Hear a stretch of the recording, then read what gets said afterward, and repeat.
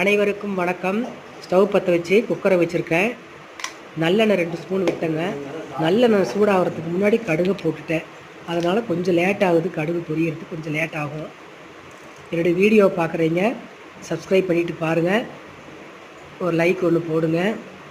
Subscribe பண்ண அத்தனை பேர்த்துக்கு ரொம்ப ரொம்ப நன்றி. ரெகுலராக நான் ஒவ்வொரு வீடியோ போட்டே தான் இருக்கிறேங்க. கட்டாயம் அவசியம் எல்லாருமே பாருங்கள். இஞ்சி பூண்டு தட்டி வச்சுருக்கேன். பச்சை வாசம் போகிற வரைக்கும் தீயாமல் அதை வதக்கணும்.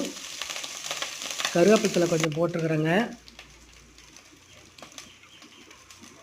சிக்கன் வாங்கிட்டு வந்தாங்க, க்ளீன் பண்ணி கொடுத்துருக்காங்க. அந்த சிக்கனை போட வேண்டியதுதான்.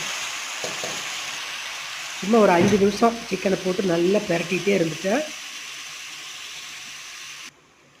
சாந்து அரைச்சி வச்சுருக்கேன், சாந்தை ஊற்றணுங்க. ஆஸ் யூஷுவல் வெங்காயம், வரமிளகாத்தூள், கொத்தமல்லி தூள், பட்டை, லவங்கம், சோம்பு, பூண்டு, இஞ்சி கொஞ்சம் எல்லாம் எண்ணெய் விட்டு நல்லா வதக்கிட்டு ஆற வச்சு மிக்ஸி ஜாரில் அரைச்சி அப்படியே அந்த சிக்கன் வேகிறப்ப அதை ஊற்றிட வேண்டியதாங்க. தேவையான அளவு உப்பு போடணும்.